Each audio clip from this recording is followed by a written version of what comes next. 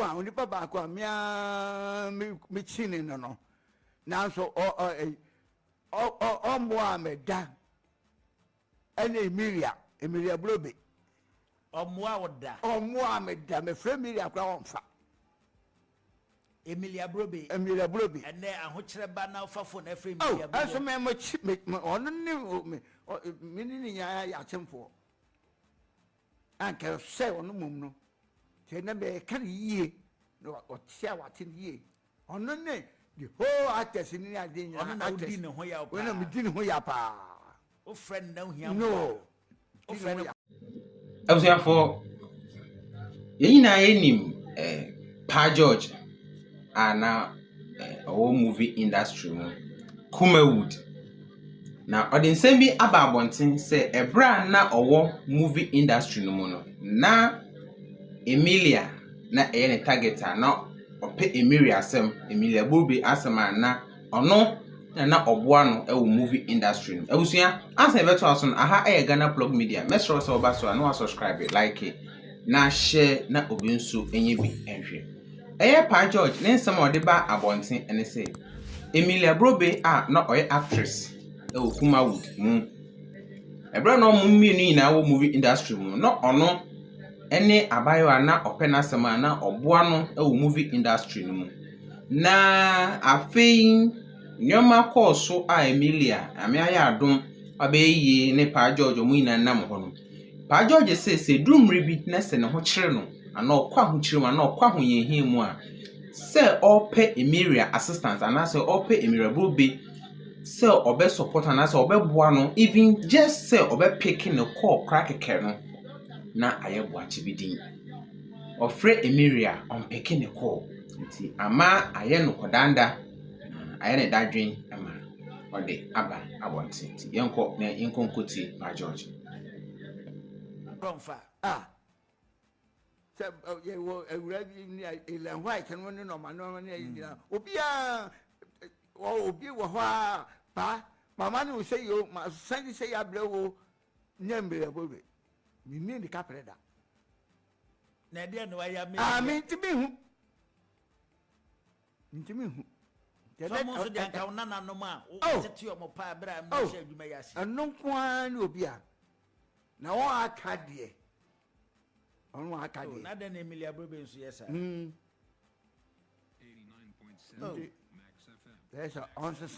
Sunday suban mom Emelia Brobbey me tiasie ya minguye de o ma me mfa ne ho asem nhimi tirim sa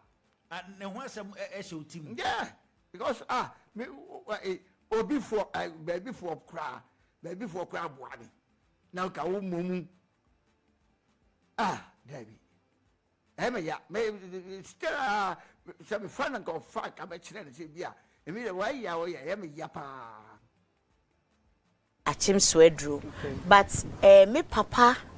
mo na ni me di nkomo say yenchi efri kokofu a ewo Ashanti region of Ghana into which means automatically no but me we training college no emuwa na Bob Santo eno so anche ene Emelia Brobbey so ba abonten ba be kire kwan a ono so fa so ewura movie industry ni mu ebra otumi approach actress ne actors ne producers and I say managers no kwan a fa so ono so tumi edi wura movie industry mu no ono so aba abonten aba ba kire mu nti ono so yenko nkotie no kwan ono so fa so ono so kire ne nsemu how o fa so ono so eba be wura movie industry emu nyame fa ne currency owui na ye fie wo kwan ho nti me gina ho na me hu se omo actors ne besi akọ santo ayie na me hu Daniel Adeleye na Mama Brown Miracle Films nti mitimi approach Daniel Adeleye say mo ade ye me fe na o se say ye wo Kumasi o na me se o me nso ya posti me akoto oboase eni Kumasi ben na me ba ho nti o cheche me na me call ho me call na omo ye audition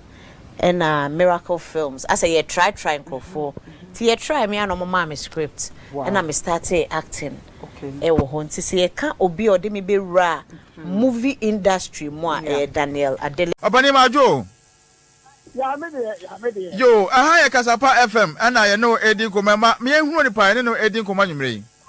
Oni pa mo ni edin koma re ya Paa George an kasa Paa George apia kubi. Onu amana de kasa yi. Ana anwumre de etiti ne de se obi ni mbebe free basa man boy ba ne se wo fra wontuma ne tintim na afiri na etiti ne sa no. Ayi we say anya enkwa no ye sa de no. We say come and present. Dabi awon bo ba wuto. Emre kwa me kan yayi. Na wa o ya no wo ya wo hu se. Wo bo ba wuto na enkwa no o ma me no. Ti na o no be ama me fie won. Wo di bi di. O ni nyanza. Na sa ya na o po sika na do bi atso so se. Wo adi mi fami na ni ade agugu so ni ade se me firi. Ona abo me no wa tere me da bi wu. Me ngui wa papu se wa me ngui. Yo, ati se sabi opani Paa George wo fie sen. Aye me I first me ya be ni manya 89. 89. Aha. Ababo ntiri so. Ah.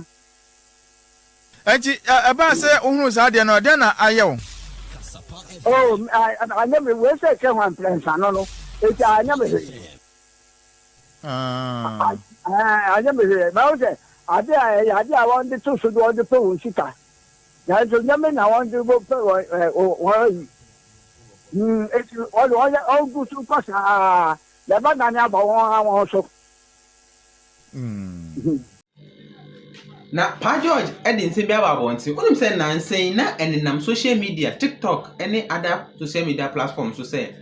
Paa George wawu onti ase obade atonsa e de afre no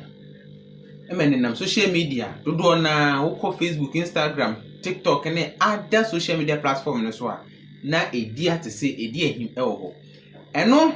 na anche Paa George aba abonten aba beka sem sansem na omo enenam social media ka se Paa George wawu na onti ase no Ghana fo ayeye na ye pensam keka dodo ye ntwa so na Paa George no onwi no years dodo a ka kire yankopon so pese odi no aka na 7 years a awoso edem odi eka ni years no ho ansa na otime fratis fo asase so nti aka 7 years a so ode bo ne life nsa owuto no mogbo ede to no so say binum keka say ena onenam musieye ena wakwa ohwehwe lumba ena ne lumba eka say musieye ene ne saman ne ade a omo keka ka social media no Ghana fo enjan bloggers no omunjai na sansem keka no emfa ne kwan mu esanso ono Paa George no omuye oda ho etiase na ne ho so all edin pa bibia ne ho a eye no a wo se ye de ewuo edeto ne so ti say na Paa George so ede aba abonten aba abeka ti nkonko ti Paa George ensem ono so ede aba abonten efa ne wuo a yabo ede ato ne ho ede ato ne so wa awutoi won wa bo me besen premier sani wa bo me prensa no na esa se jabre men ka hwe nchire won nti no aye won de na mi mom de owo de obi abewu ne mom ndu mbra odi bewu ne so obi piepien wa so obewu a ebe ko no ano so nti me de ehu hia me Paa George ayenim no se otwasini ya na yene na ete ha wie ya na kasa no te yi nya de saman Paa George say Ghana for se wawu na o say yen kan kire Ghana for say oda so tiase owu ye na mmom wa o ka se wawu bia no wo obewu agya no na oda so tiase abusua yentie Paa George na ma ka so wawu no mingui me ni nyame ekan kambi nyame me say me nya 96 years and san me wu say 10 May ya ebe ni manya 89 into that as I come 7 years I'm a day my life. It is ought to be, not all, yes, Paa George, Paa George, I will be some who would miss you, as I remember my ba. And no more I call her baby, I'm a baby, and baby Atana. It's a Paa George, the own way, and never had it be up. When I'm a monsieur, and I may tell him, Dada Rumba, where are you? What I'm Wasamoka.